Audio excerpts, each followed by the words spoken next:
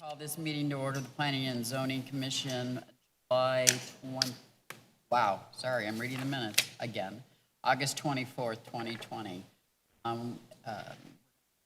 The Pledge of Allegiance by Commissioner Sharp and the invocation by. All right. Yes, you can.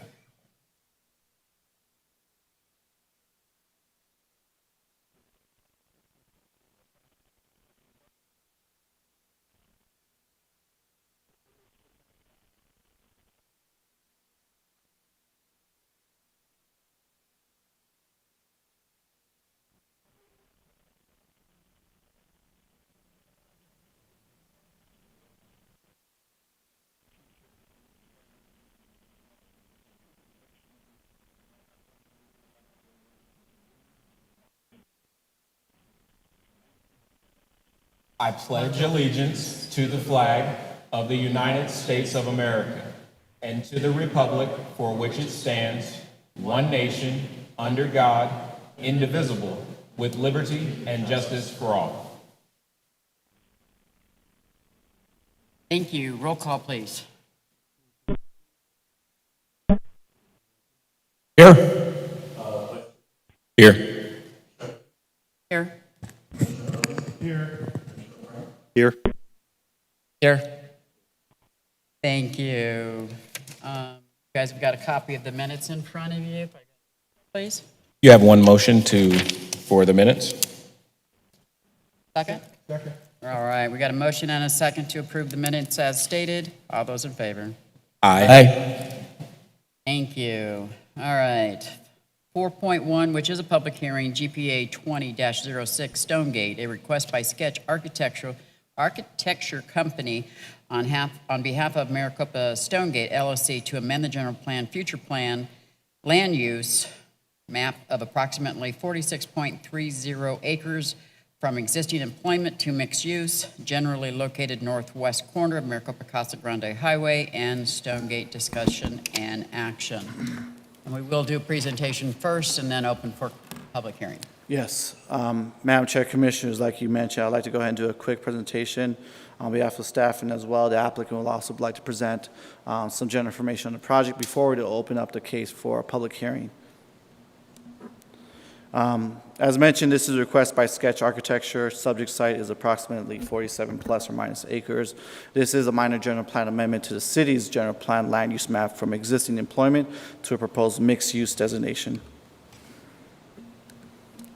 To give you an understanding of the general entitlement process of the city's development process, it's a three-step process where we're at general plan conformance, followed by rezoning, and then a development review permit or actual site plan of the individual commercial or non-residential sites itself. Right now, this is a part one step, which is general conformance to our general plan, which in this case is an amendment to the general plan.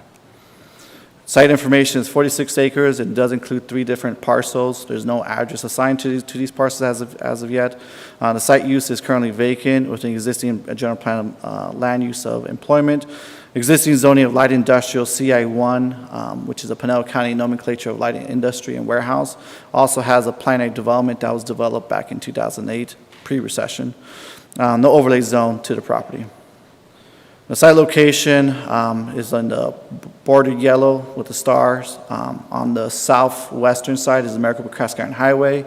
East side is Stonegate Road. On the north is Allen Stevens Parkway. And on the northwest area is the Glenwild subdivision, Sonita development to the west. This gives you an idea of the general plan map in relation to the amendment. The existing designation of the general plan land use, again, this is not zoning. This is just general land use designations of the city's general plan that designates this area as an employment. What's being proposed here today is a mixed-use designation. The existing land use designation from a 2005 general plan adoption by voters and then readopted in 2015. The proposed designation is a mixed use for mixed-use development intended for a mixture of land uses from commercial, residential, multifamily, and office and other complementary uses to the area itself. Mixed use, as it somewhat described, is intended to have a vibrancy of multiple land uses, not a single type of land use of what employment would be more of a job center type area, but a mixed use provides multiple land use to kind of work on a more basis of interrelatedness in terms of land uses. I think it's something I want to just bring up with the last meeting. I don't think I really promoted or at least disclosed what the general plan is. The city's general plans intend to provide a framework of all the interrelated functions of the city of Maricopa. So in relations to fire, police, parks, community services, trails, infrastructure, and land use, general land use, that's what the general plan is intended. It's a voter-approved document of the city that's updated every 10 years. And every so often, from that 10-year increments, there is some amendment process done every so often, which our general plan designates a criteria of what's considered a minor amendment and what's considered a major amendment. It is an expression of preferences of residents and property owners, a statement of the city's policy designed to achieve the citizens' vision, a framework for future decision makers, and a means of enhancing quality services for the city of Maricopa. It is not a tool to promote special interests. It's not a rigid document, so it is adaptable. It's to be a fluid document in nature. It's not a detailed policy. Again, it's more of a vision, idea of what it could be. It's not ordinance for specific properties or areas, and it's not a capital improvement plan where we have a plan of what projects coming in the future. And lastly, it's not zoning. This is not hard zoning itself. This is just general conformance to overall vision land use of the city's general plan. So the criteria for when it comes to amendments, there's two items here. It's number of acres for land use change, and per the general plan's land use criteria, any designation of 160 acres or less for any proposed designation to another designation, in this case from an employment to a mixed-use designation, does not require a major amendment to the city's general plan. You'll actually be seeing some major general plan amendments coming to you next month, which is required to be received during a certain time frame because it has more impactful to the area and also has to make a decision before the calendar year that it was submitted. Instead, this request itself is a minor amendment and shall be processed under a minor general plan amendment, which can be reviewed and approved upon any time of the year. There's no specific time frame when a minor amendment is to be submitted. The other consideration when it comes to an amendment of major or minor is a capital cost burden. So the context of the site requires no expansion of infrastructure to the area. So in terms of additional infrastructure needed, the amount of capacity that's there on Maricopa Highway, Stonegate Road, and Allen Stevens Parkway is considerably doable, enough capacity to attain that type of land use designation. In fact, we actually prefer, at least staff considers this as a redesignation of general plan. Employment to mixed use is considered somewhat of a downsizing of the land itself from employment to a mixture of uses. It will further complement the city's goals and objective of a village core concept that this city has illustrated 6 years ago about the idea of village cores being built into areas of the city to provide housing diversity and placemaking type areas. The site emphasizes pedestrian bicycle access and connectivity. With a variety of land uses within the site, it will have a different peak hours of traffic. Communication is anticipated to be lower than the big box originally designed for that area pre-recession. The design also, the way it's looking at, or the way it's conceptualized, also distributes trips to 3 different roadways, which will mitigate potential impacts to traffic to the area. Findings. When it comes to findings as required by our general plan, the following goals and objectives are consideration for the proposed request. In your staff report, there's the applicant and the city has identified several areas of the general plan that's identified as meeting the general intent of what this request is in terms of growth areas, land use element development pattern, environmental planning, resource conservation, circulation connectivity, economic development, the parks, recreation, open space, and Vision 2040. These are just general broad categories that in your staff report you'll read all the listed objectives that this amendment is to be considered somewhat meeting those general objectives of the general plan. When it comes to public comments, the applicant was required to follow the requirements that set forth in the city zoning code in relation to public hearing. Advertisement of the public hearing meeting was published in the Maricopa Monitor, Casa Grande Dispatch, where notification letters were sent out to all property owners within 300 feet of the subject property, and a meeting sign advertising the public hearing and the neighborhood meeting was posted on site and also notified as well.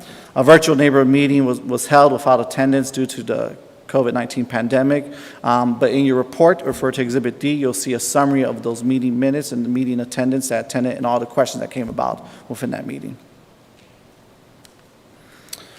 Staff recommendation, the amendment is consistent with the general plan.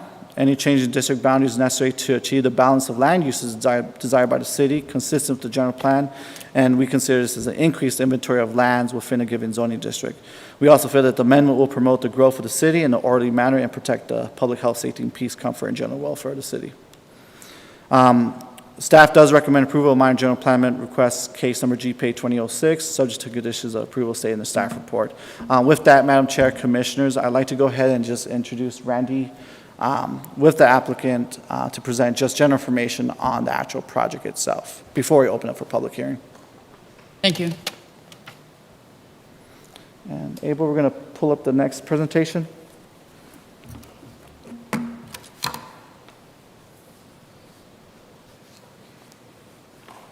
Good evening, Commissioners and Chair. My name is Randy Carter. I am with Sketch Architecture Company, 2454 East Southern Avenue, Suite 110, Mesa, Arizona, 85205. I must say, first, I do a lot of this around the country, and I am extremely thankful that you all have not abandoned prayer and the Pledge of Allegiance. I think this is absolutely essential to our public meetings, and I appreciate very much that you all have followed through on that. Other than that, back to the business at hand. Thank you. We have a piece of property here. It's about 46 acres, and I'm going to run through our presentation that we used with the neighborhood. It was a virtual, so we didn't get a lot of comments back. But we understand it did circulate a little bit through the neighborhoods. Most of the information that was given out originally amongst the neighbors was not exactly positive. When we came through with this presentation, we got much more positive results. And even up to today, we received calls stating their support for this. So let's start. Hopefully I can make this work. Being an old person, well, that's not working. Is it this one? Oops, there we go. All right, this is our 46 point whatever acre master plan community. If you will just note over on the side, we have 3 components here that we're really trying to achieve with this overall master plan. Number 1, we have a single family residence. These are small lots built mainly for lock and leave, vacation type of people, second homes. However, we have found that there's another subdivision in Val Vista and Pecos in Gilbert that is about the same size as this, same builder that's planning on going in here. In 2 months, they have sold out 93 lots on it. So there is a big push to have that moving forward. And as we get into this, I'll go ahead and say that our residential component will be our phase one on this master plan. We also have the goal to create a more Main Street type of idea where we have residential on one side, and then we have some support services, not only offices, but they could be all sorts of retail along it, not large scale, but small scale stuff up to and including a hotel and a gas station and convenience store that's right on the corner as shown on here. I will tell you that all of this stuff at this point is conceptual.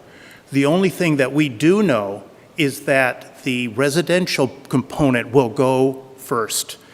And we have the builders and developers are ready right now. If this were passed through City Council, they would be moving on this immediately. So that's the only thing that's actually, if you could say set in stone. It's not quite that way, but you get the idea. Obviously the site, as Rudy has shown you. In our two ideas here,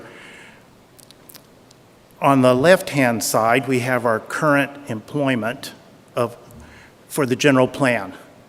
We found that those that contacted us from the neighborhood were unaware that this piece of land was really zoned for employment and light industrial warehouse, which is shown on the other side. What we want to do is move that away and create a village type of idea. We hope that it will be very successful. There's obviously no guarantees in anything, but from the current activity rate of people interested in this once they've heard about it has been very good. This is the currently approved site plan and PAD. As you'll notice, we have an enormously vast parking lot. We have big box, medium box, and small majors, and then a smattering of retail pads around the perimeter. The back of the Anchor A faces the subdivision to the east, and then you have a retention basin that would separate Anchor B from the residences that are to the north. But this idea just isn't sustainable anymore. This is what we are proposing. Whoops, excuse me. As you can see, we don't have a vast parking space. We have multiple types of uses trying to come together to create a main street. We have walking paths, which I'll get to in a minute. And the idea is that residences from either the single-family residences or the apartments, which are conceptual at this point, can feed into the rest of this. Also, the subdivisions to the northeast on the other side of Maricopa Casa Grande Highway can also feed into this. It seems to be a natural gathering place to create a village for the surrounding master plan communities to go to. Let me tell you first that, again, these are conceptual in nature. They're placeholders. They might change and probably will. For instance, the medium box retail and entertainment originally was going to be a small theater, sort of, I won't even mention the names, but a small theater where you can buy food and take it with you into the theater, and there's games and things to play. But with the COVID-19, it's becoming problematic for those kinds of uses. So that may change in here, and hopefully we'll have this more tied down when we come before you with the PAD amendment. On our phasing plan, again, conceptual, phase one is pretty close to being sure. It may expand a little bit. So we have phase one as our single family. Phase two would be multifamily, would be the idea. Again, conceptual. There is action right now in the real estate market of that area being more offices than multifamily. But as a placeholder in trying to put together a village, we felt that this would be a good complement to everything else in here. A lot of winter visitors, I know you have them down here, as I do up in Mesa, prefer that kind of lifestyle as a secondary residence instead of buying a home and moving that direction. Phase 3 would be what we have right now is a medium box or an entertainment venue. It could also change to some other use, but the idea is that area right there would be our Phase 3. And then Phase 4 would be mostly the retail, restaurants, etc. 5 would be the final along the Maricopa Casa Grande Highway, and would be all of the infrastructure, bridges, and et cetera that would be required for that. And if you'll remember back to the big box, what's currently approved, the vast parking lot. This green represents our open space that we are trying to achieve. So we don't want to pack everything together, like for the multifamily residences. But we want it to breathe, have space around it, and have people to be able to interact and walk around instead of just getting in the car and moving to the nearest retail center. The next slide is a composite of our trail system. We are planning on connecting with the trail system. As you'll see the green line that runs around there. On the north end, it will attach to the current trail system that goes in through the subdivision up that direction. The red lines all represent pedestrian pathways. The blue lines, obviously, are bike trails.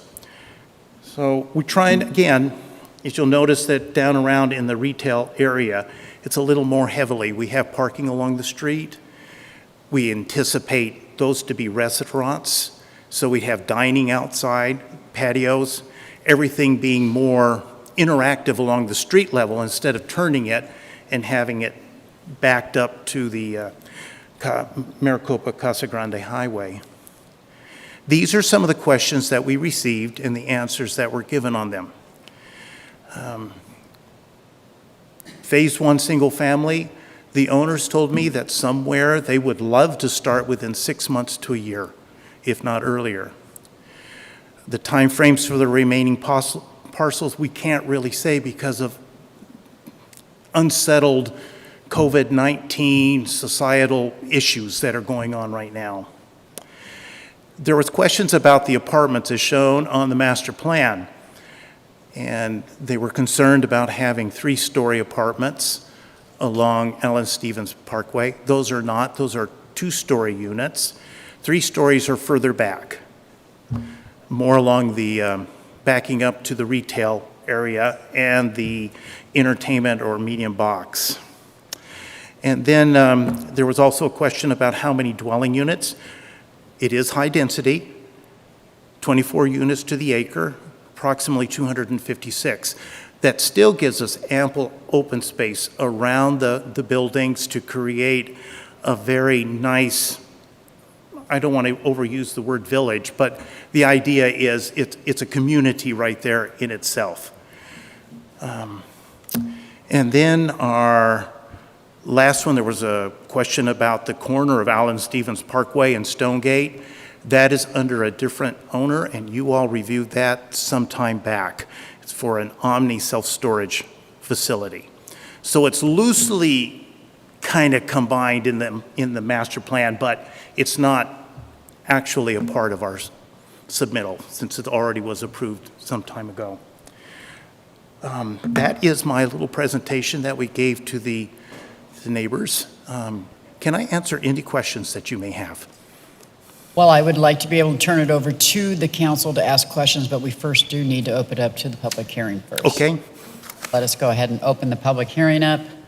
We have our trusted attorney to keep us intact.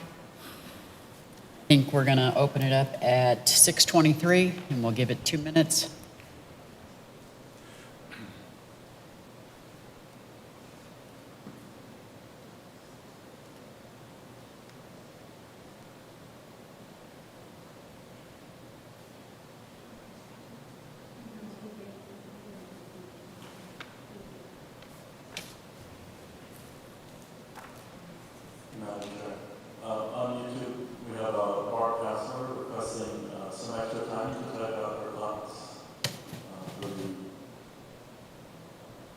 That's fine. Allow that.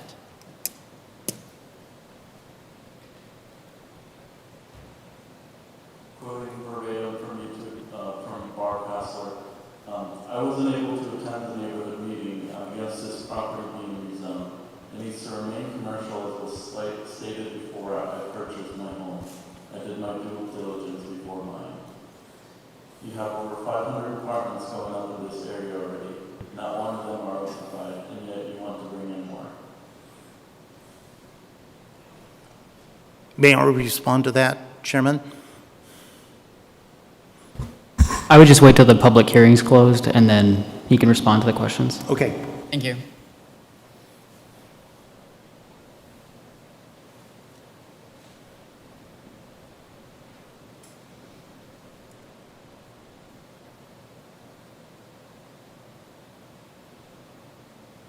The same resident states, and I quote, "I did my job before I built a $300,000 home right here."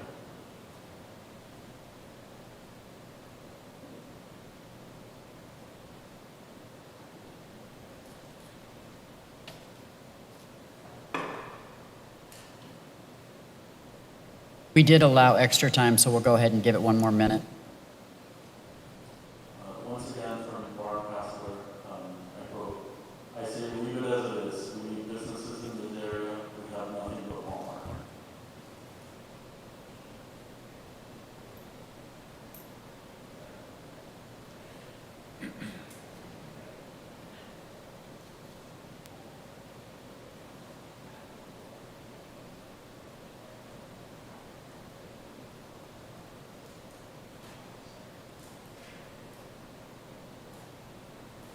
One more comment from Bar Passler. I quote, "But no more apartments. They are framing apartments down our throats before they are even rented."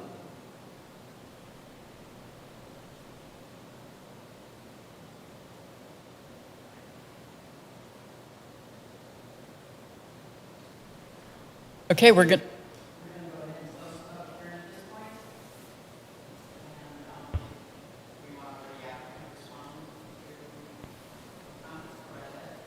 I would be happy to. I'd like the residents to understand that this is not a zoning at this point. We are only setting up the framework so that in the future, we can do a mixed-use development. And again, everything that has been shown thus far is conceptual in nature. It may change. The apartments may not be built. It may be offices. It could be a assisted living center in there. There's lots of different possibilities that fall within a mixed-use development. So right now, all we're asking for is the minor general plan to be updated and approved by this commission and city council. I understand the reticence about members in apartments do. So in our next, we will be going back to the neighborhoods for our PAD amendment, at which point we will be asking for the mixed-use zoning. Right now, we just want to get the general plan in a position where we can actually ask for that.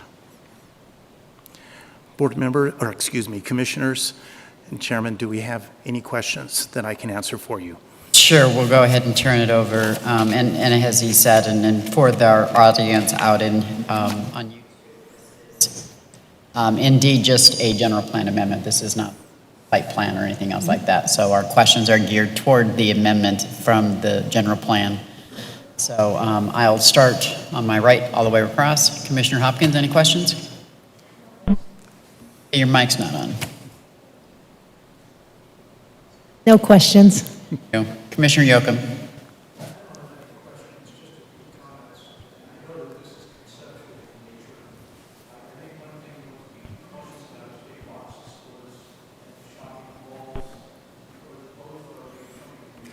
Commissioner, can you just turn on your mic? There you go. They're coming somewhat into the realm of dinosaurs, and I would suggest you proceed with caution. Also, it was really refreshing to see your discussion on traffic. And that is that with the variety of uses you're going to have here, you're going to have off-peak hours so that it's really not going to have the intense implications on traffic that we sometimes see with some of our other projects. And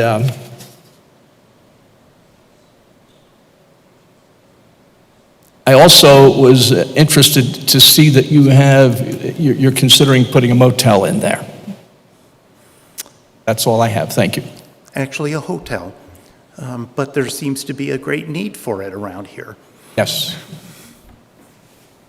Thank you. Commissioner Sharp. So I have a couple of thoughts. First, thank you for presenting what I think is a well laid out and well articulated concept. To Ted's point, the era of big box retail is over with Amazon and other larger retailers going to more of a distribution model. There just really isn't a need for a big box. You can go to various valley cities and starting to see them decline. So the idea of the village concept, the mixed use is important. So thank you. It does still incorporate employment, and it's that model of live, work, and play. Yes. So that's the new model going forward, and I think that will bring Maricopa a little bit closer to our future state. I wanted to ask Rudy, for the public's sake, I like that you talked about what the general plan is not. Could you speak briefly about why an applicant would come and make a request to the general plan? As it seems to me that the question from one of the residents on YouTube is maybe a little unclear about what the general plan does and does not do. This is not zoning, as you indicated. This is not any specific parcel request. We haven't made it to that point yet. So why would an applicant come and say, I want to change the general plan or the concept for what this area could be? Yeah, and Madam Chair, Commissioner Sharp, so every city is required to have a general plan, a long-range planning document to how we envision land use of the city. It's a visionary tool, a toolkit for city staff members, leadership, to understand what is our future in terms of future land use itself. And sometimes that land use that we've dictated since 15 years ago of an employment designation needs to be somewhat adapted in nature. And we're seeing the adaptability of our society in terms of our commerce as well. So having the ability to look at amendments in our general plan is what gives us as a city the opportunity to look at revisions when it's needed. It's not a rigid document. It's there to be as a way of a visionary tool at best. But in order to go to the next step of zoning and development, site plans and actual building that place, the general plan has to have a general conformance. And when I say that very loosely, a general conformance to any application coming down the future with this project itself. So in a way, we're just amending it to make sure that we're in line with our goals and objectives of that general plan itself, so that way they can move forward to the next steps. So very briefly, could you talk about what would be available to an applicant if it were just employment only? Can you talk very briefly about what some of the restrictions are and the things that they cannot do that they can do, open it up a little bit more flexibility with mixed use? They're not tied to it, but just very briefly. Sure. So an employment designation will be very single type of use specific. Doesn't provide the flexibility or creativity for additional land use to be designated in that area. If this will stay as employment, it'll just be some type of single type land use that really doesn't provide much of opportunities or flexibility or even other options for that land itself. Having a mixed use designation gives a little bit more liberty to the developer, but also a little bit more liberty for the city to work with a market that's somewhat really flexible and adaptable in nature. So would employment only include big box retail as previously approved in the previous pad, or would this also include like industrial uses, things like that as well? Madam Chair, Commissioner Sharp, it could include those possibilities of a single type of use, of a single type of user, of a single type structure itself. So yes, we could see having that designation, we would have just had if the current times, it would have been an empty big box. if things go pretty bad. But having this flexibility, we can have more opportunities for that.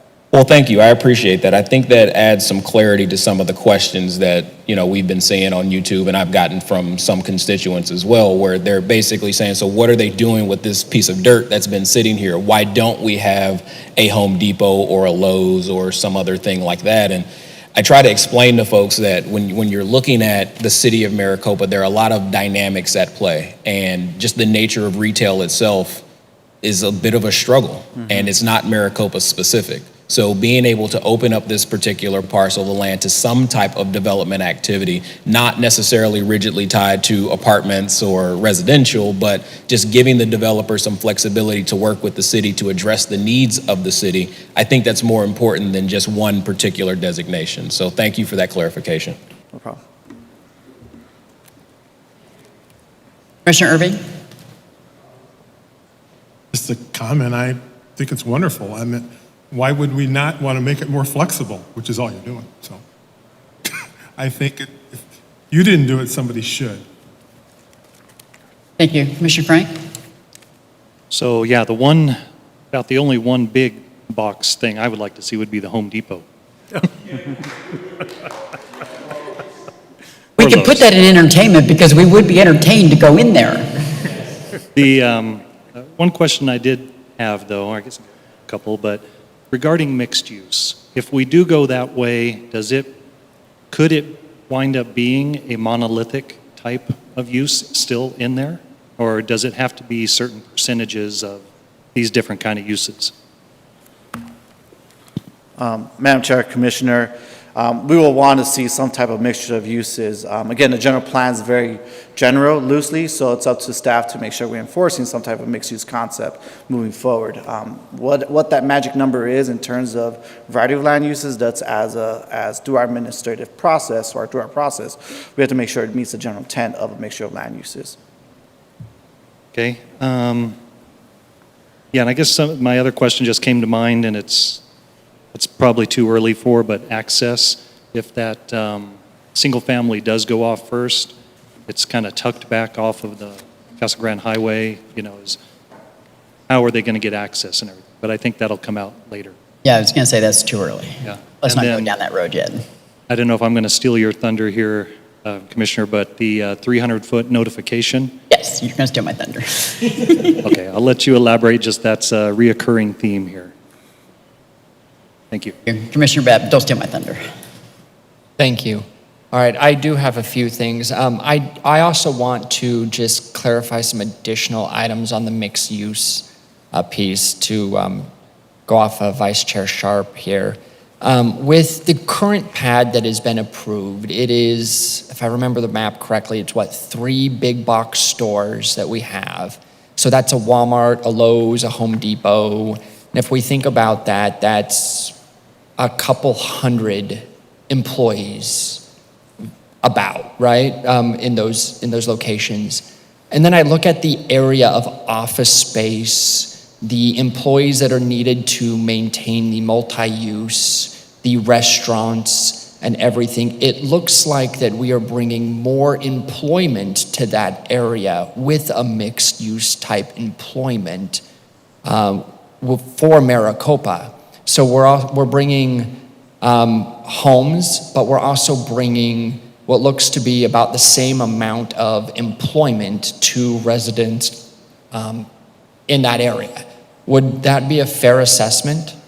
Madam Chair, Commissioner Babb, somewhat, we'd have to kind of look into those details, but the difference here between the employment designation is just a single type of designation itself. What the mixed use provides and what the general plan's intended description of a mixed use is a variety of land uses so that the area becomes a little bit more dynamic in nature versus just this monolithic type of single land use that really Right, but doesn't get I as think much. my point is, Rudy, is that with the current pad, we're really limited on the employment that it brings to Maricopa, but with this new concept that is out there, we have a lot more employment opportunities, higher paying positions with that employment as well, where we have more specialty offices that could move in.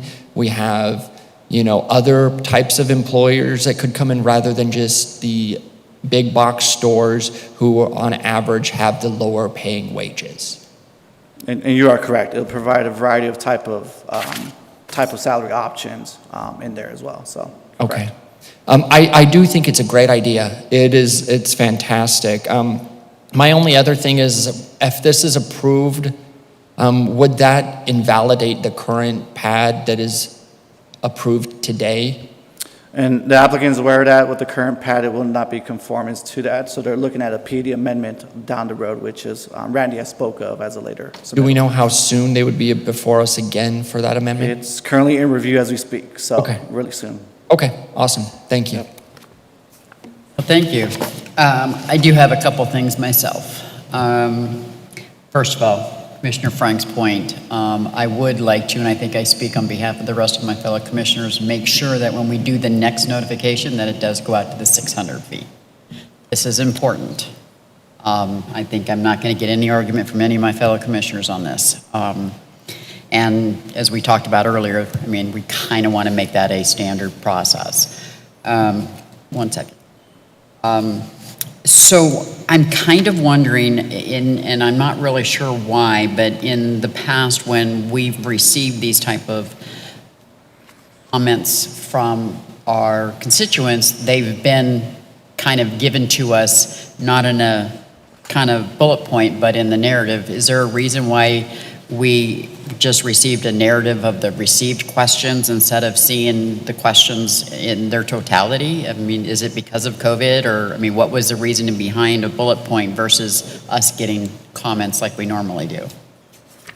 Madam Chair, you're referring to the public participation report? Yeah, the stuff that's on page 23, this, where it says receive questions. Sure.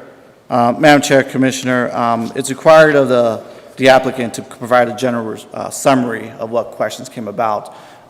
It's not a standard format. It's very just provide what questions came about, how the applicants responded to those questions. Okay. I'm just kind of curious as to why it's a bullet point versus, like, in the past, we've known which homeowner or which builder or which, whoever it was asked these questions in the past. We've normally gotten that information so that we know if it's a majority of homeowners that are asking the questions, is it developers that are asking the questions, who really is asking these type of questions. And I think that's important to us, for us to know who's really asking these questions of what is phase one going to be, for example, or number 6, the dwelling units and high density, who's asking those type of questions. So, Madam Chair, these are summary comments from the neighborhood meeting. So they came from a single resident at the meeting via virtual. So it wasn't a formal response or a formal comment via email or via a mail-in notice. This was just a comment that was received via the actual Zoom meeting itself. So was there 8 people asking these questions, or was it? To my understanding, the applicant informed me it was just one person asking all these questions. So one person asked all of these. Do we know can I ask if it was a homeowner, a developer, or who it was? Do you mind asking? Yes, it is a homeowner that's directly east from the apartments. It's on the other side of Allen Stevens Parkway. Okay. And her main interest was to decide whether she was thinking about moving. Did she still want to move, or did she want to stay and see this developed? Okay. So don't know what the final answer is on that one. Okay.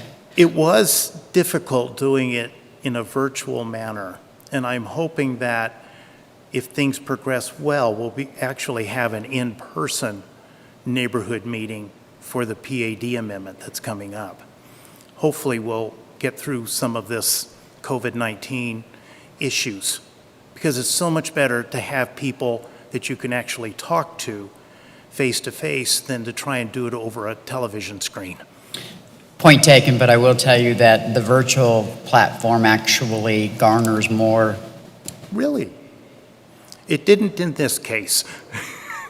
And my last comment is just kind of necessarily as a general comment to everybody, and anything kind of piggybacking on what some of the commissioners have said, that, moving this from a general to, from an employment to a mixed use is actually going to bring us closer to our 2040 envisionment that we've all wanted to see happening with the walkability and stuff like this. And if you go into other communities, this is really where they're all going anyways. And for us to take a step back, pause, and then look at moving this forward in this manner, yes, we might be adding a few more units in multi-units, but, I would rather see a group of commercial inside a group of homes than a group of commercial that ends up being vacated because the big box stores are no longer around. In the last couple of months, I think I've seen 3 big shopping malls go out, and they've got weeds that are, knee-high to a grasshopper. So I think moving forward, to Commissioner Sharp's point, the big box stores are gone. Amazon's kind of killed all that, which isn't necessarily bad, but not necessarily good either, so it's a catch-22. But I think moving forward into our 2040 vision, this actually helps really solidify that. And to Commissioner Babb's point, I don't think that we're going to lose the employment aspect than we would if we had those big shopping malls.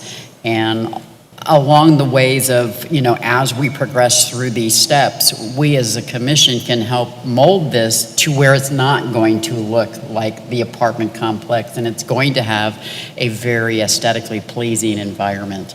So I'm kind of excited about it. So kudos to you guys for doing this. Commissioner Yocum. One thing that we are very, very concerned about here in Maricopa is retail leakage. The last number I heard, we lose about 70% to other locations and stores on retail leakage. And one of the biggest weapons we have to fight that is the mixed-use concept. Because I can see where we will have maybe some small shops, specialty shops, you're talking about a theater, perhaps movies or whatever, maybe a travel agency, et cetera, et cetera. So I think it would have a very positive influence on the retail leakage, which I think is important to Maricopa. That's the intention, Commissioner.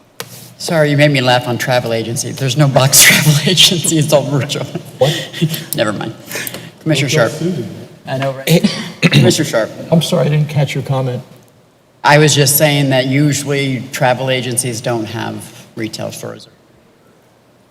Online. They generate taxes and so forth Oh, yeah, and so on. but they're usually online. Right. Mr. Sharp. Could you talk about the previous PAD, Rudy? What was the time frame? When was that previously approved? I just want to get some clarification on the previous big box approval. Yeah, Madam Chair, Commissioner, that planning development for the Stonegate was approved in 2008. Okay. So it was a planning development overlay, had a CI1 zoning, a light industry, but they also did a PAD overlay to somewhat give it more of a retail concept itself. So we got the site plan around 2008, but then the site plan just never got, obviously, never developed. So 2008, here we are knee-deep in 2020. That has been 12 years. And in 12 years, what we still have is dirt. Yes. I think that should be clarifying to people who are, as much as I am, and I think everyone on this commission is itching to see, a Home Depot, as we laughed and joked, and other big box retailers. But the reality is, no developer has looked at that site and said, this is going to be a good economic opportunity. Mm-hmm. And any developer that comes in is going to take this exact same approach. They're going to have to split the parcel up and make it a little bit more mixed use, make it a little bit more friendly, make it what we're seeing in other parts of the country, frankly, and that are adapting to the new societal changes. Yes, we had a recession in 2008. That was a major recession, but we've come roaring back since then. And that's still dirt, and it's generating exactly $0 in property taxes. I'd much rather see something like this come to play where we will have some employment, to Commissioner Babb's point, and we may also have some residences as well. Again, paying taxes, being residents to our beautiful city. So thank you so much. I really appreciate it.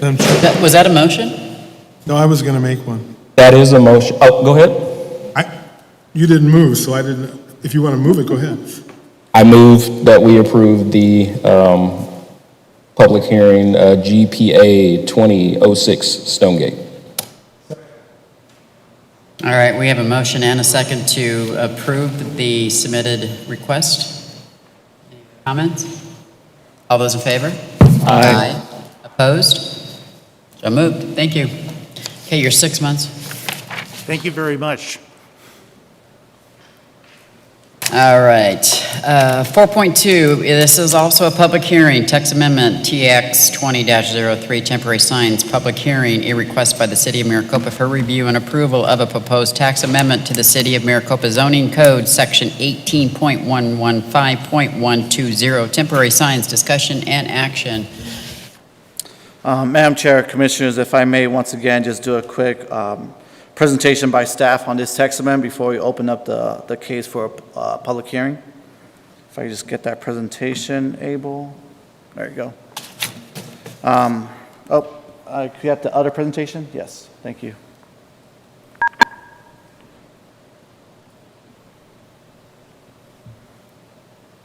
There you go. City of Maricopa for review and approval of proposed text amendment to the City of Maricopa zoning code, specifically to temporary signs for yard sales, garage sales, and carport signs.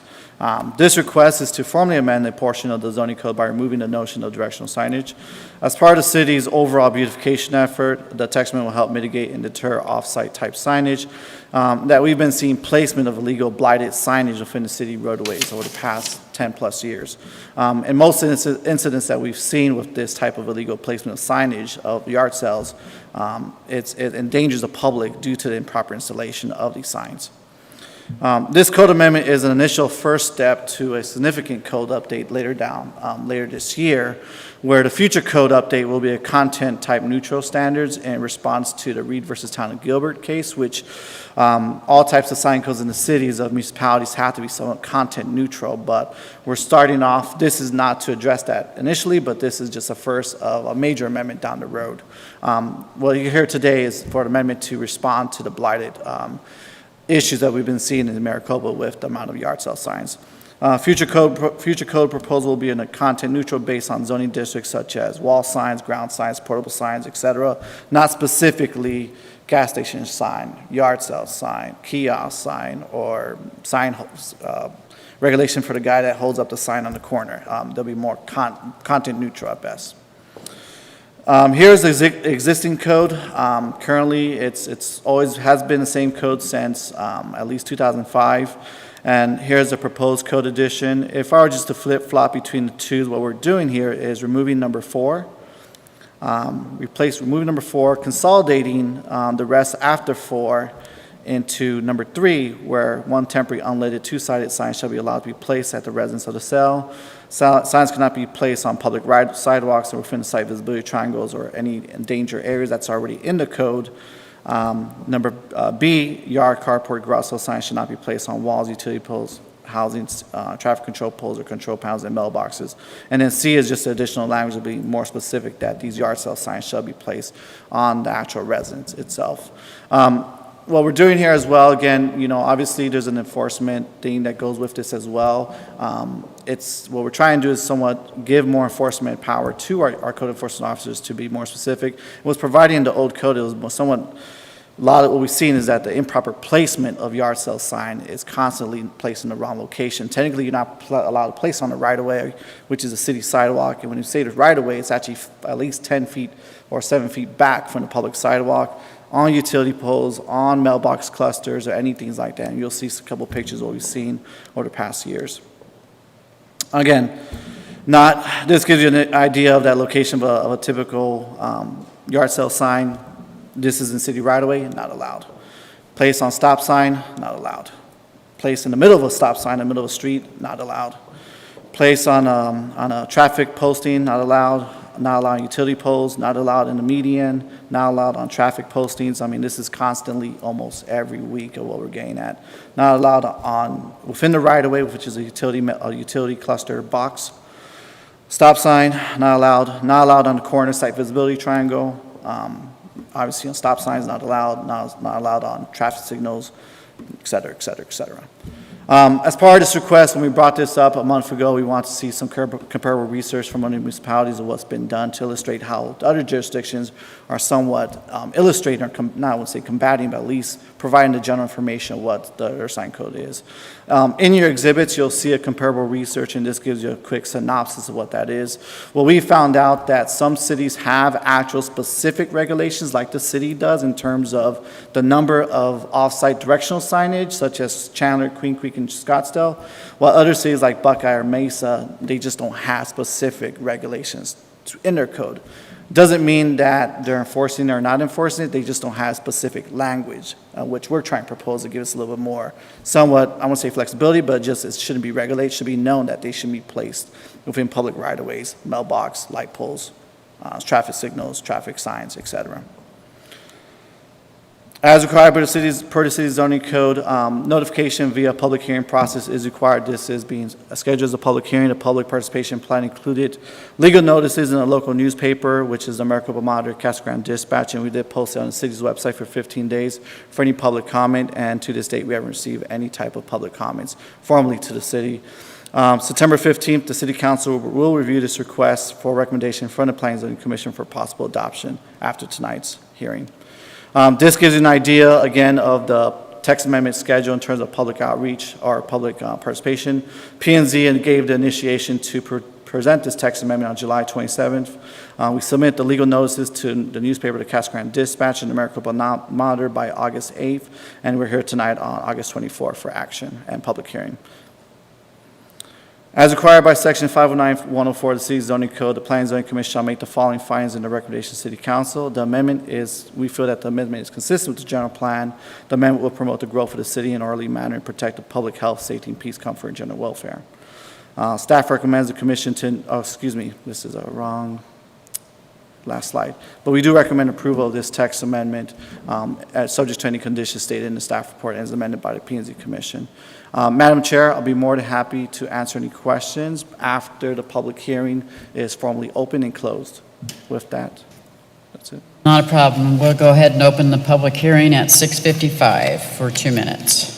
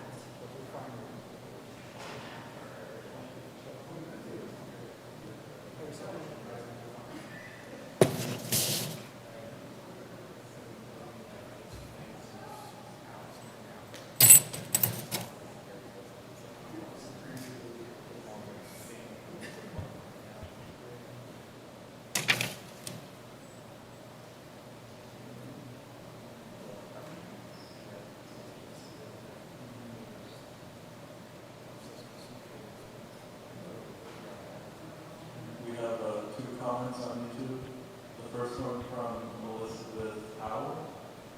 She states, I'm concerned that number 4 on the existing code has been completely ignored in the proposed provisions. The next one is from Barb Hassler. She states, a lot of elderly don't know how to work an app or cellular phone or computer. I haven't heard of any accidents due to signs, but a ton of accidents due to congested roadways. We have one more comment from Elizabeth Halligan. How will the property advertise that you can only put one sign on this property and no directional signs further out?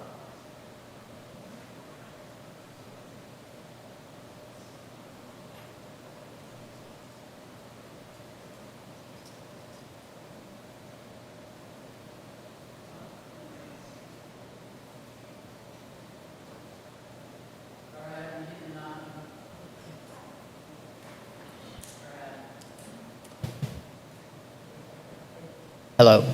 Okay, I'm getting a nod from the attorney. It looks like we're going to go ahead and close the public hearing, and we'll go ahead and, Rudy, if you want to go ahead and address those comments. So yeah, the request is to formally somewhat remove that notion of directional signage. In terms of the app, I didn't mention that, but I think for the resident for bringing that up. As part of this program as well as another separate program itself is to somewhat give more information of how residents can still provide some type of advertisement, off-site signage or directional signage for garage sales through a web app. But regardless, what we're having in the future, what we're having today is the blighted amount of signs, improper placement of it. Whether or not this is going to solve the issue of enforcement, that's a separate, that's not part of tonight's agenda item. This is more for the code amendment itself.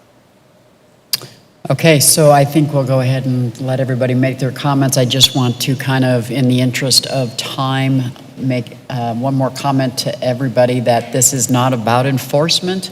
This is about the text amendment, because we are not here to discuss how it's going to be enforced or if it's going to be enforced, but we're just talking about the text amendment. So I'll start on this side this time. We started on that side. Commissioner Babb, anything? Yes, thank you, Madam Chair. Rudy, I know you just mentioned it wasn't about code enforcement, but you bring this to us because of the difficulty of code enforcement and needing to beautify the city. I'm extremely concerned with these text amendments. I like the idea of the app, and I think we should move forward with the app.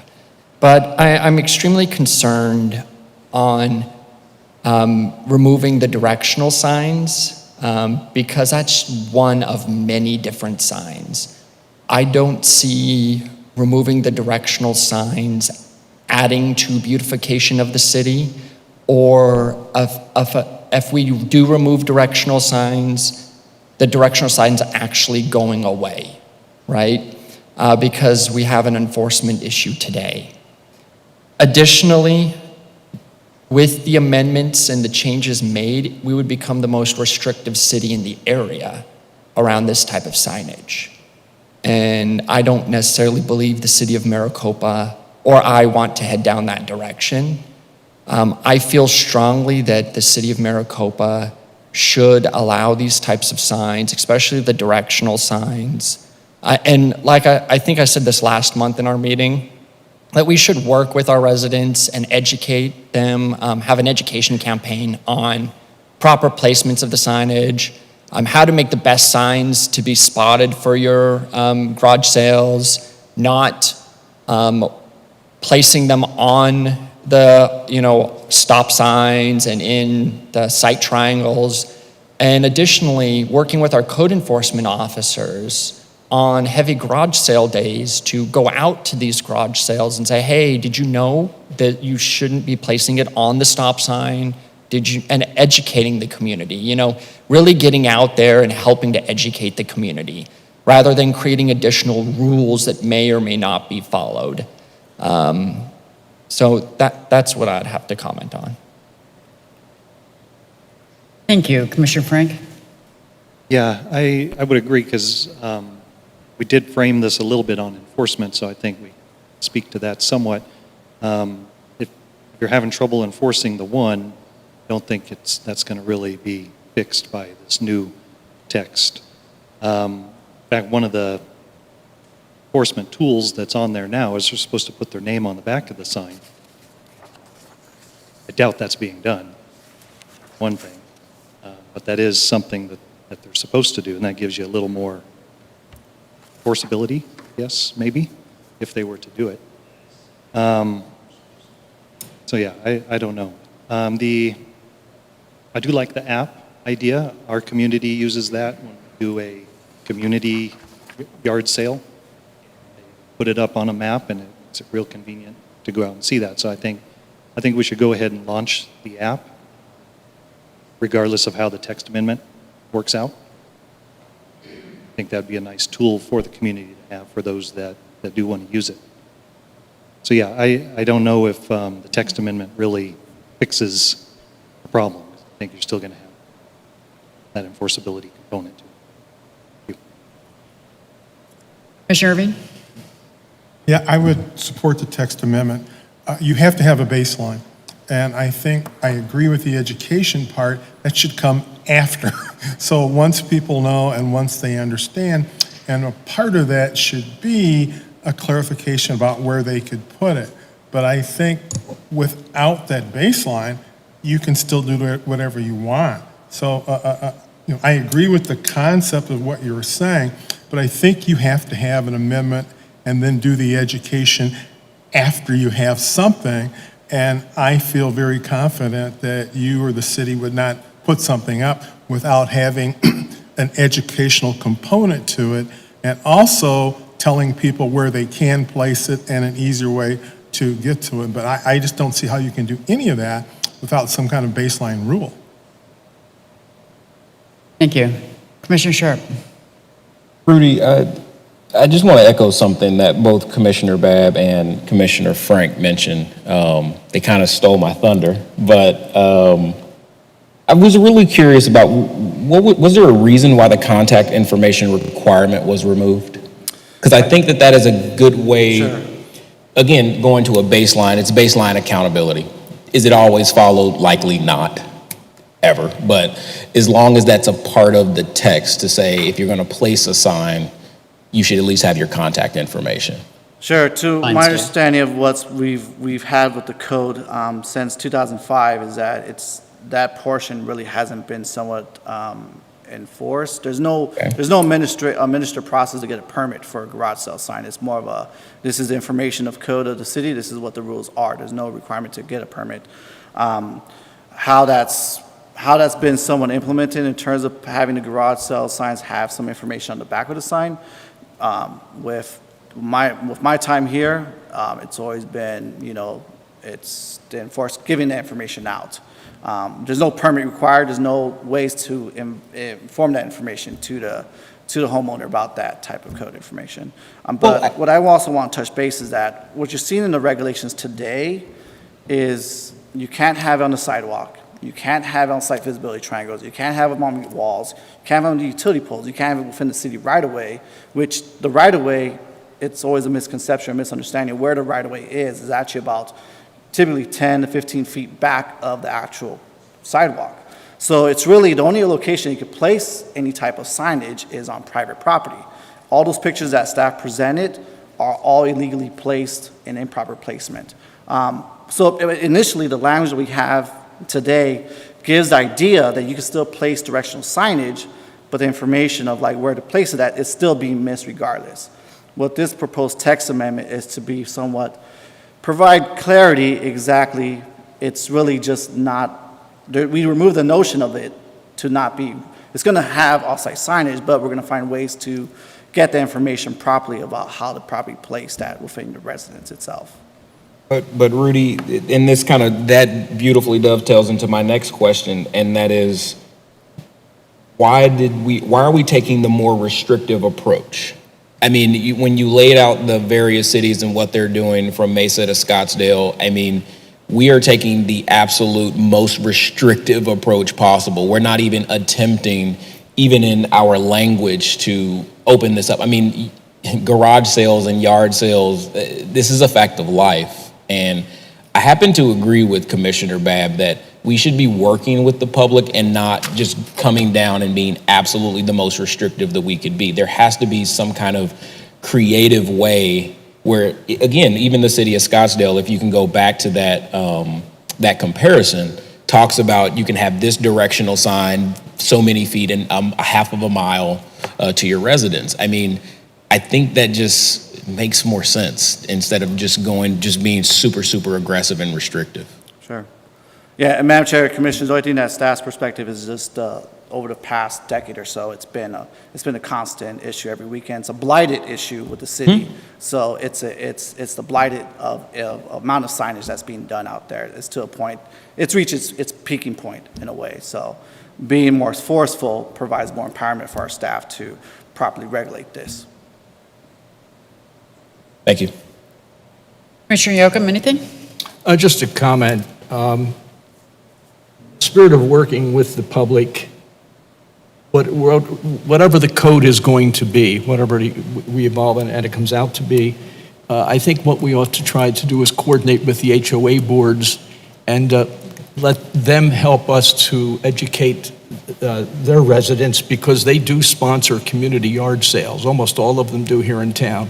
And that would be a good way to get the word out and perhaps establish some kind of a relationship with both the HOA boards and the residents. partner to have if you can do it. Duly noted. Thank you. Commissioner Hopkins, anything?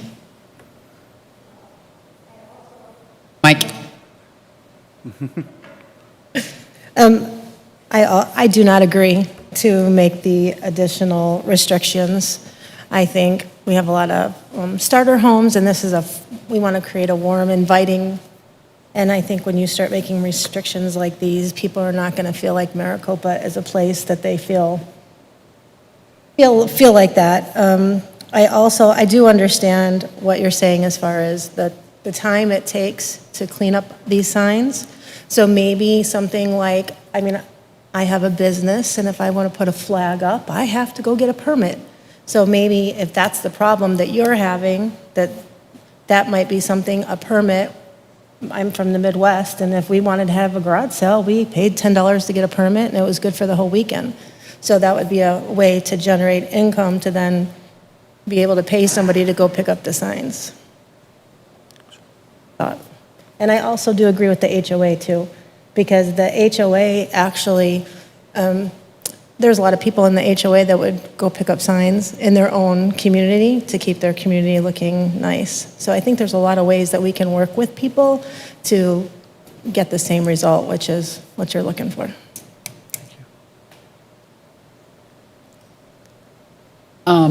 I do have a few questions or comments and questions also.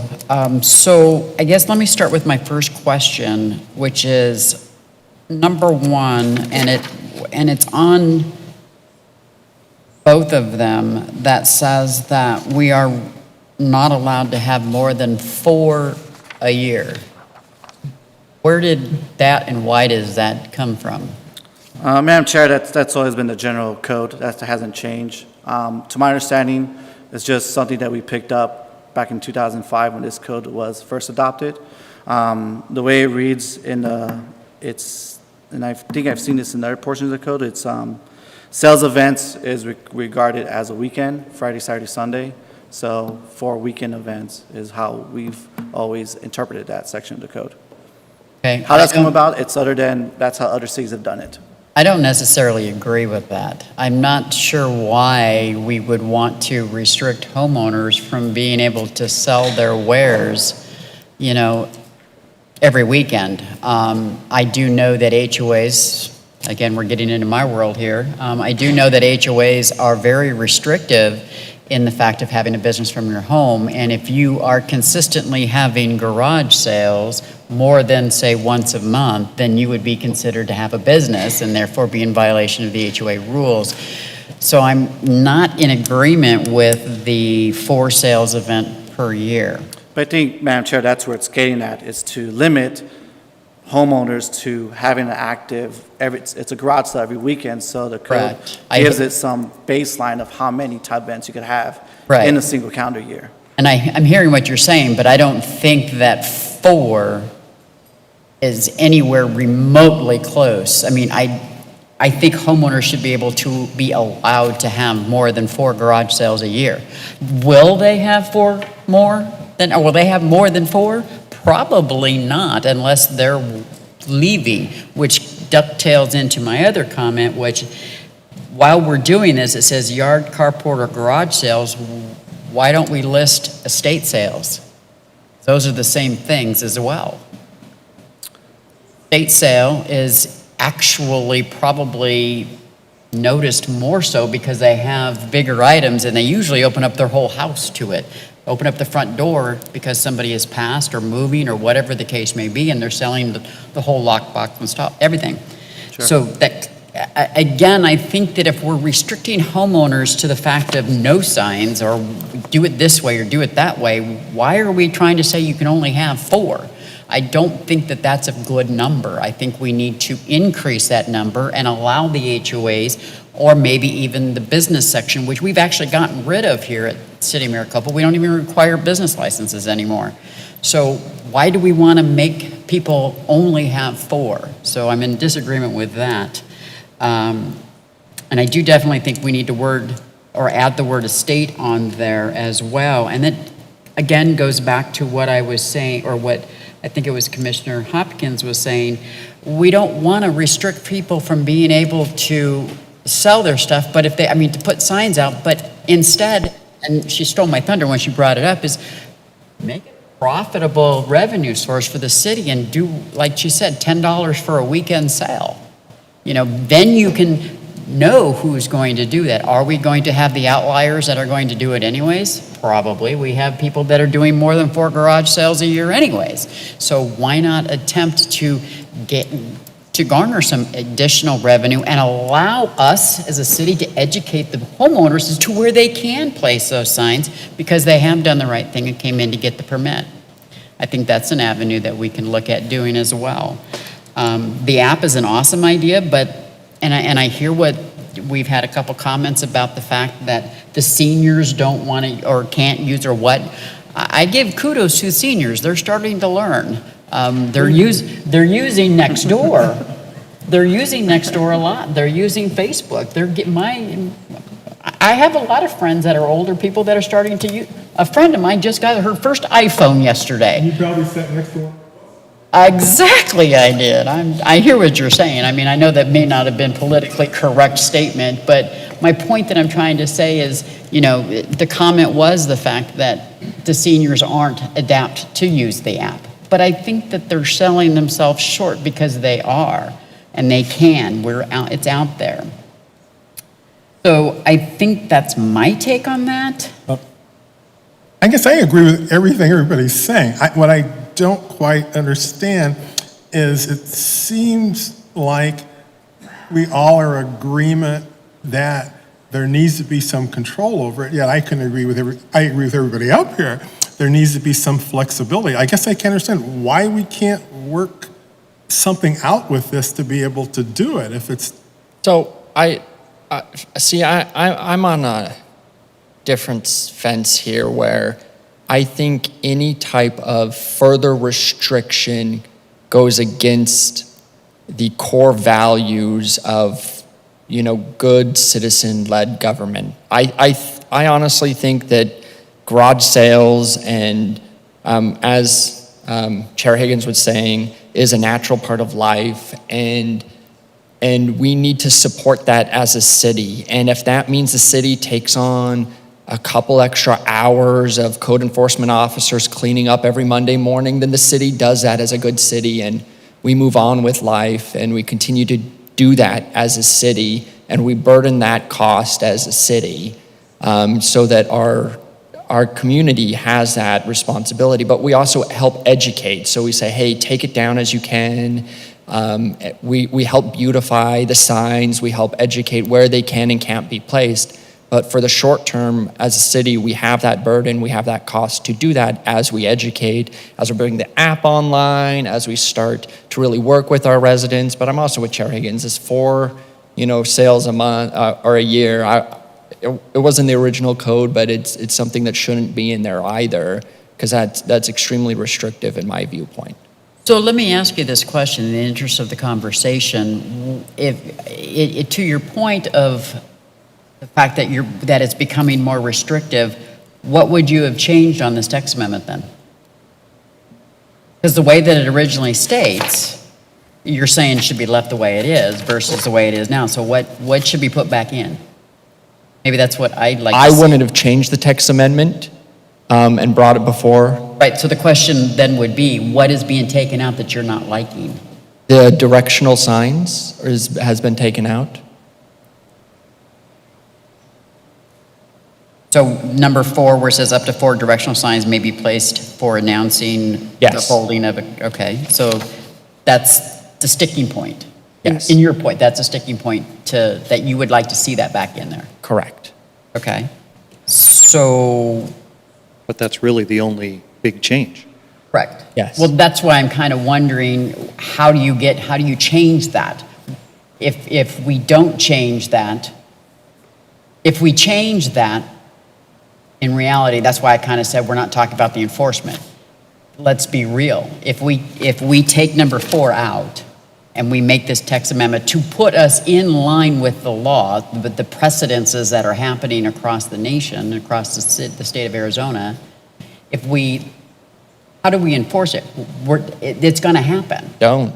So by doing the text amendment change, we align ourselves with the precedences of what the laws are, therefore removing a liability from the city. Is that, I have am I not stepping on heard- toes that I shouldn't be, Yeah, Mr. I- Attorney? Yeah, I have not heard that this is required by law to change. Should we go into executive session for this? Yeah, Madam Chair, if you guys want to talk about any kind of legal advice on what this does or does not entail, that should be discussed in an executive session, not open in public. Do I need a motion? I'll make a then? motion to go into executive session for I'll second clarification. it. Okay, so we're going to move into executive session for a few minutes. We'll be back. Don't we have to vote on that? Yeah, oh, yeah, we have to vote on it, sorry. Sorry. There's a motion and a second to move into executive session at 7:19. All those in favor? Aye. Aye. Opposed? No. Sorry, you're overruled. It happens quite a bit. All right, let's, off to the conference room, guys. Can you turn the feed off?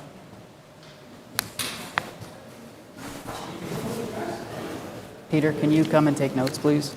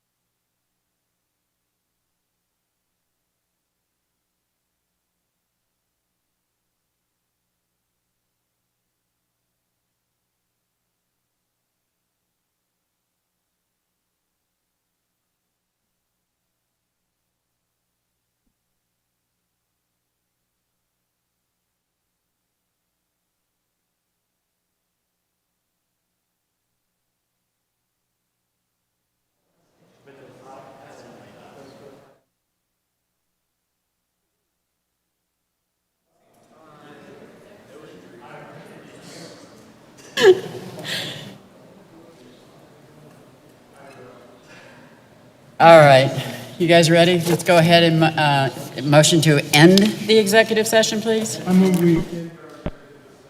Seconded. Okay, there's a motion and a second to end executive session at 7:33. All those in favor? Aye. Aye. Opposed? Thank you. Okay.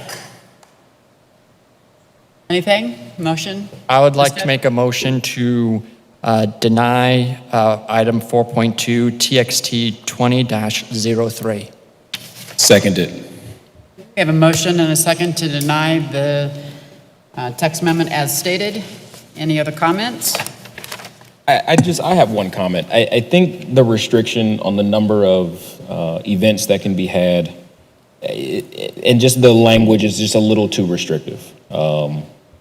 And I think that this just needs a little bit more work. So just the way that it's written and how it's going to be presented to council, I just can't support it the way that it currently stands.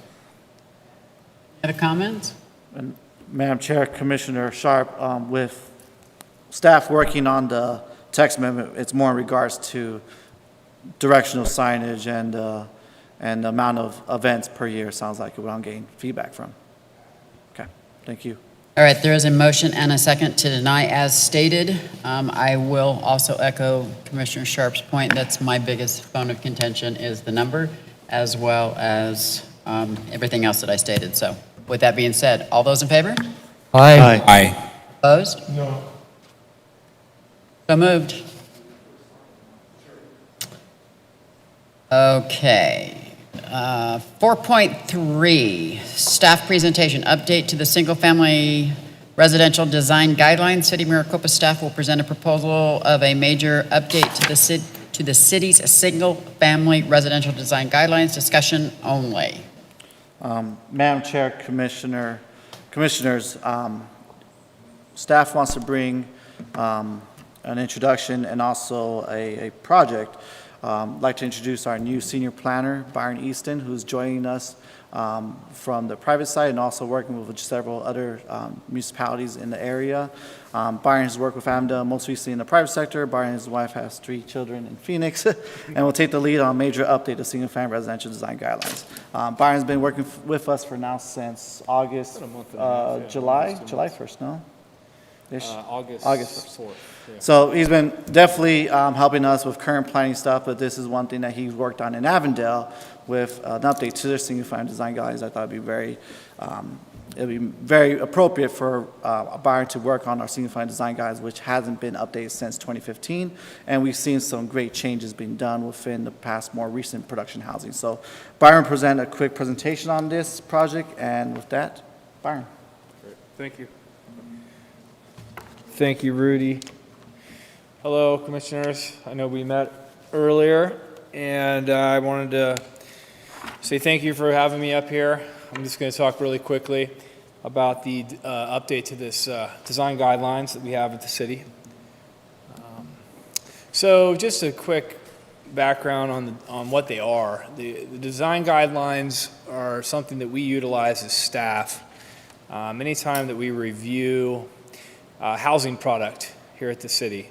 And we do that, mainly through our administrative design review process, which is an ADR case file number.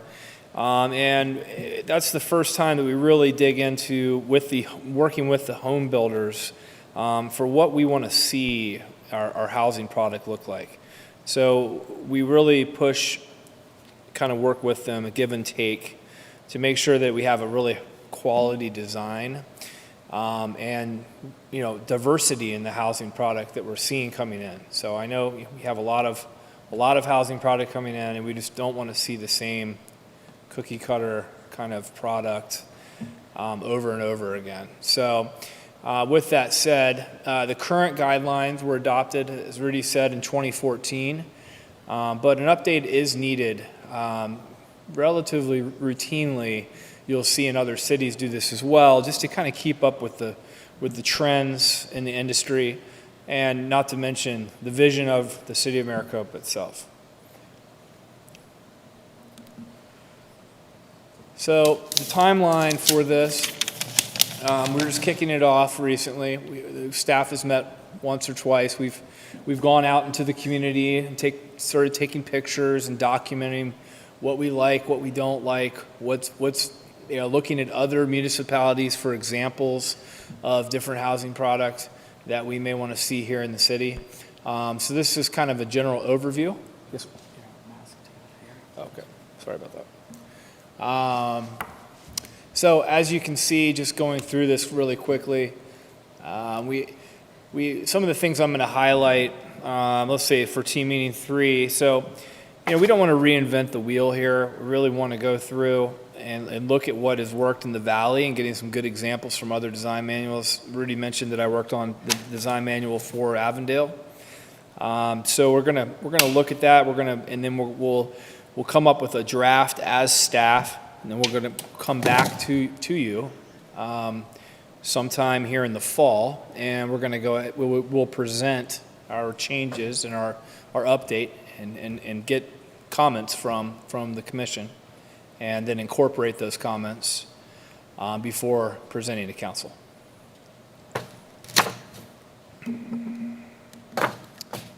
Do you guys have any questions for me at this time? Commissions, any questions? Not seeing any. Great job. Okay. Nope, sorry. Everybody's shaking their head and I didn't see your head.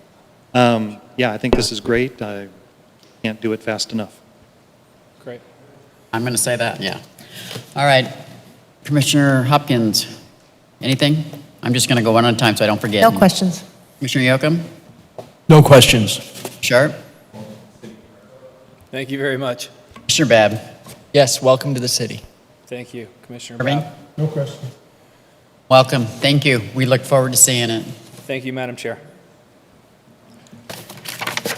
All right, sorry, I was putting my agenda away. So it looks like the last thing on the agenda is reports from commission and staff. Madam Chair, Commissioners, the only update we have is that I just want to remind you of the next P&Z Commission meeting, which is September 14th. That's for our major general plan amendments that we'll be hosting here at City Hall, followed by September 28th, which will be an off-site meeting, and currently that's going to be held at Copper Sky Recreation Facility. So we do have 2 major general plan amendments on the hopper, and they'll be for, the first one on the 14th will just be somewhat for public hearing discussion only, and the action on those 2 general plan amendments will be held on September 28th. Madam Chair, Commissioners, that's all I have to report. So the meeting at Copper Sky, that's also public hearing? Yes. So are we going to have the technology there for, okay, he's over there shaking his head, yes. Okay. We scouted and we feel that that's the most appropriate location Right. in terms of resources. I just wanted to make sure that we were going to be able to, social distance as required, and that's another thing that kind of brings up the same question. Is there going to be the ability for commission to be there and sit like this, or are we going to have to social distance? Have you worked We'll that more out? likely have to set up some social distancing if we could find separate mechanisms. We'll be notifying you for that 28th meeting if we can only limit the amount of commissioners based on that room facility itself, so. Okay, so if we have a commissioner or two that has to be off-site because of that, then that's possible. Yes, via Zoom. Awesome. I think that's all I got. Anybody else have any comments, questions, or concerns? I appreciate everything that you guys have done. Going into executive session was an oddity for us, so thank you very much for your understanding of that. Thank you, Mr. Attorney, for your help. And with that, I'll take a motion to adjourn. So moved. Second. There is a motion and a second. All those in favor? Aye. Aye. Opposed? Thank you. I want to go back.